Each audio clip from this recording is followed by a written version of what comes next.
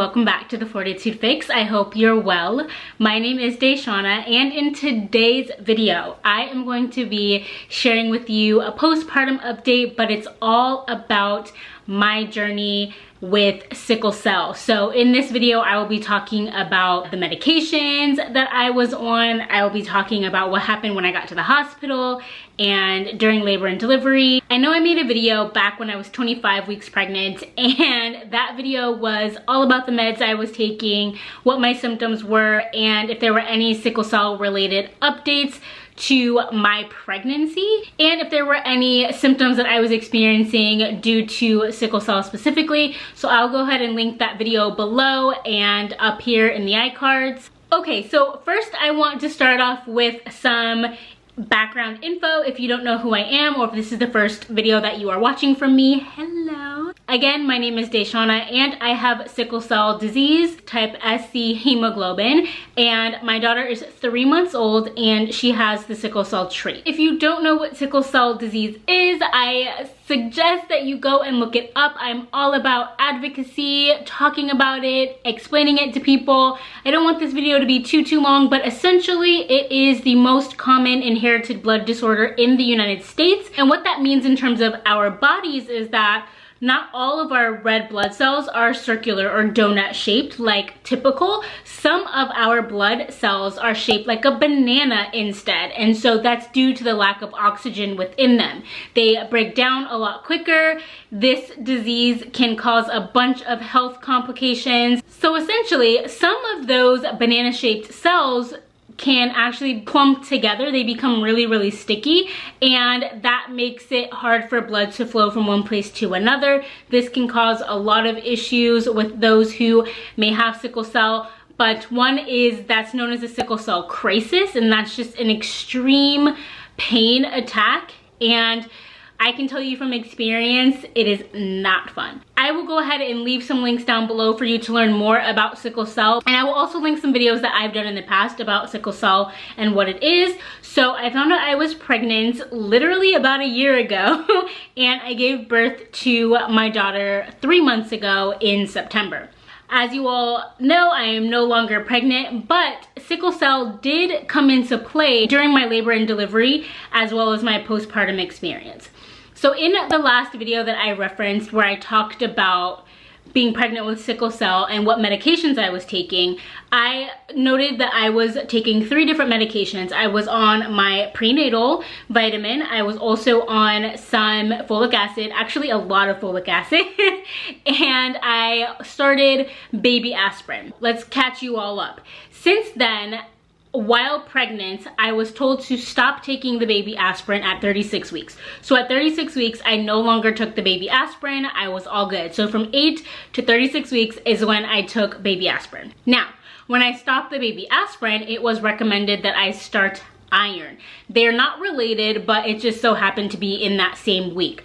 My OB wanted to up my iron levels. Now, I was not deficient, I was not anemic, there was nothing going on. She used an analogy that I found to be very useful, and it was kind of like a bank account. You have money in your bank account, but it's always good to have more. Just in case you need to withdraw, you're withdrawing from a bigger amount that leaves you with more money, rather than making that same withdrawal from a smaller amount and making it even less money that you have, or going into the negative, right? So with my iron, she wanted to keep my iron at a good place just in case my iron levels were to fall. They were falling from a place of abundance, not from a place of lack that could then create even more problems. So from 36 weeks all the way until I gave birth, I was on iron pills. Now, after I gave birth, my discharge instructions to go home was to stop the iron. I also continued with my folic acid, and I still take that regularly. I do not take as much though, but I still do take folic acid once a day. And then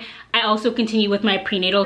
I am just using the bottle that I had and finishing that of prenatal. Now, what I would like to suggest to you is, before trying or starting any of these things, please do consult your care team. So that can be your OB, your perinatologist. This could also be your hematologist. Just whoever is a part of your care team that you have built, make sure to get their opinion, get second and third and fourth opinions, and do your own research before starting any of these medications on your own. So this video was actually requested by one of my subscribers and a few folks on Instagram. I know a lot of you have sickle cell, or you have children who have the sickle cell disease, and you've been following my journey just to kind of see what it's like to be pregnant through all the way through. So I wanted to say thank you so much to all of you who requested this video. I always want to make content that you all want to see, and I also want to continue on this journey. In that video I mentioned before, I talked about how I was scared and nervous, and I didn't feel like I was a part of this community because I only had one sickle cell crisis in my life, right?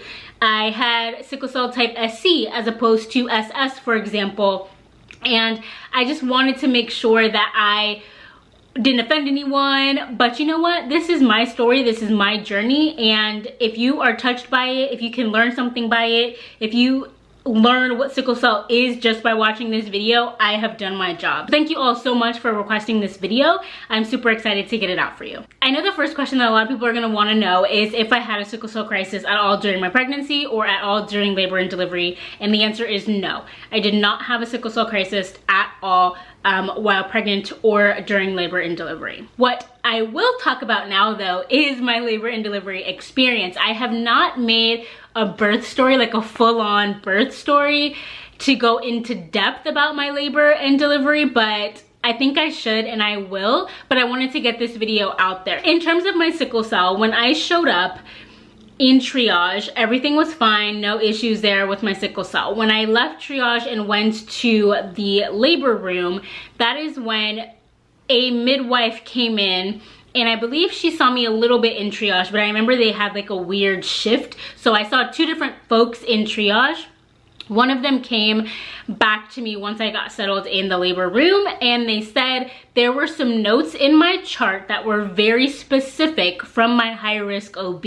And those notes stated that I was to have an early epidural and that I needed a whole bunch of other kind of things during my labor experience. Now, I will pause for a second.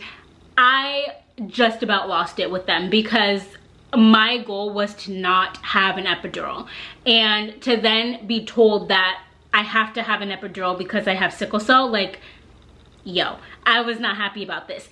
I wanted to see the notes. I wanted to see who the notes were from because this was all news to me, that I had a particular outline of what me laboring would look like. That was news to me. So I found out later that it was from my high-risk OB that I had spoken to a total of 2 times during this pregnancy, and that I never saw in person. All of our calls, this was like even before COVID stuff, like all of our calls were on the phone and everything. But apparently they put notes in my chart saying I needed to have an early epidural and that my oxygen levels needed to be monitored. This was about 12:31 that I got this news. My daughter was not born until 3:49 the next morning, and so I did not want to have an epidural at all. And to hear that like this is the first thing that they wanted to do for me when I got there, I was like, wow. So I was going through some emotional, like, mental turmoil of like, do I listen to doctors' recommendations or do I listen to my body and to my health history and know that I can do this? So the midwife who came back with this news brought in a doctor who also told me the same thing. They told me that they did some research, that they literally looked up sickle cell, and that the recommendation was to make sure that I don't have a crisis, right? So they wanted to not put my body through, I guess, the experience of like contractions as they progress. So they just wanted to do an epidural early on, or that's what's recommended to them. Literally, y'all, they said that they like went to go Google search it, essentially, and that they don't have any experience and they've never worked with someone who's had sickle cell before. That's a whole nother conversation for another day around providers and their basic understanding and or expertise in sickle cell, in people who are pregnant and delivering with sickle cell. But I'll leave that for another day. They recommended early epidural. I did not get an epidural early. I'll talk about that later. They recommended the finger thing that goes over to, it's like a sticker to monitor my oxygen, and that was kind of like, you have to have this kind of thing. And it was not intermittent. It was like, once it was put there, it was there until like I gave birth. So I did that, and then they also recommended, or they found on this Google site, that I needed to wear these things called SCDs, and they are compression bands, I guess, that go around my calf area, and they squeeze and contract and squeeze and contract and squeeze and contract to make sure that blood is flowing to prevent blood clots. So I said yes to the oxygen thing, and I said yes to the compression things that went around my legs. My labor was good. It was obviously unmedicated for the great majority, and that comes along with feelings of pain. However, I have had a sickle cell crisis before, and I can't say that laboring was any worse than that. If anything, they're on the same level. And if you've had a sickle cell crisis before, but you've never experienced like laboring without medication, that's something that I was super interested in. Yeah, so that was an interesting realization for me. And I labored at the hospital for 11 hours before I got an epidural. And the reason why I got an epidural is because, again, after 11 hours, I was absolutely exhausted. But it wasn't even the exhaustion that got to me. It was the fact that I had back labor. So my daughter was turned and doing some weird stuff, and her head was facing a way that my tailbone, like, it hurt. And I was dealing with back labor. So go ahead and look up back labor, but I was experiencing that. No position was helping, and at one point I wasn't progressing as quickly as I thought or would have liked. And I felt that for me to get from point A where I was to 10 centimeters after 11 hours, I just couldn't do it anymore. And that's a whole nother feeling that I have of inadequacy, or call it whatever, but I still deal with that to this day, which is probably why I never made a birth story video. But essentially, I did end up having an epidural. I was able to sleep, and typically some might say that the epidural slows down their progress, but it sped mine up, and I was at 10 centimeters before I knew it. It happened very quickly. And probably it's because my body was able to relax and everything. So I was also monitored, so not just that finger monitor, but the monitoring of the baby. I wanted to be kind of cordless. I wanted to be able to move around. I wanted to be able to use my pregnancy yoga ball and to just do other things for laboring, because again, I didn't want an epidural. So I was given a monitor that was cordless, that it came with like a little battery pack situation. It was like a crossbody purse, so I wore that around. It was still connected to me and then connected to that battery pack. After that, I was given another monitor that was basically like taped to me, so there were no cords at all. I believe it was called a Monica, if you're familiar with this, and that was amazing. And essentially after I got the epidural, I needed to go back to the traditional monitoring where they put the two monitors, strap you in, and I was laying down and wasn't really able to move around that much. But that's also because I had the epidural, and if you can't feel your legs, you can't walk, and they don't want those problems, right, at the hospital. So that's what happened to me. That's my story of labor and delivery. Once baby girl got here, everything was just great. We had our wonderful golden hour. We had tons of skin to skin with me and with dad. I fed her, breastfed her, and it was just amazing. I stayed in the hospital 24 hours and then we went home. When I was moved to the postpartum room, I was able to be off of the finger oxygen, and I was also able to remove the compression bands, or the SCDs. It took a while for them to be okay with me to remove those, but I was like, I'm able to get up and move and walk now. Like, I don't need to be strapped to these, and the nurse agreed. So that's another thing, and I said this in my previous video about sickle cell and pregnancy, is really be your own advocate. You know your body best and your situation best. Of course, listen to advice and take all of that into consideration, but there was literally no need for me to wear those socks anymore. None. So stuff like that. In terms of postpartum, like I said, stopped with the iron. I am still finishing out the bottle that I had of prenatals, and then I'm also still taking the folic acid, but there have been no complications. I have met with my OB postpartum only once, and it was through video chat. All the other doctor's appointments that I've had thus far have been for my daughter, for Nova. In terms of me and my sickle cell, everything is great.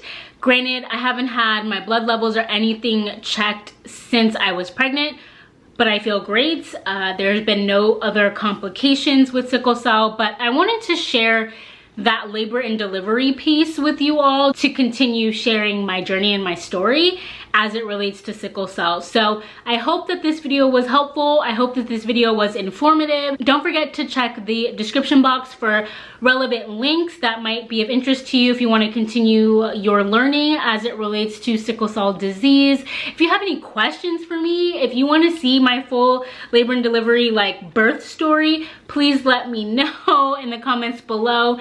And honestly, talking to my mom about this has been so interesting because, again, 30 years ago, right, when they found out I had sickle cell, like, the recommendation at that point was for me to not have kids and to adopt.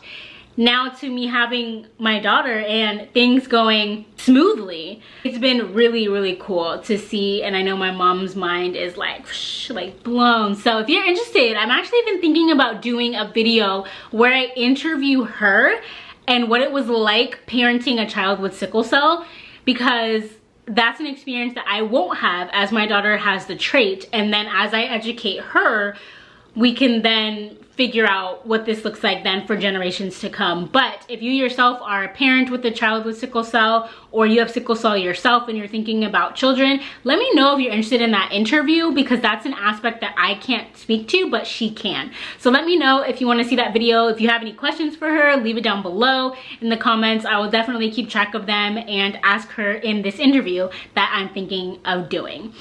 As always, thank you all so much for watching. I will see you in my next video. Don't forget to subscribe and join the fam if you haven't already. And remember to always fill your cup. Bye.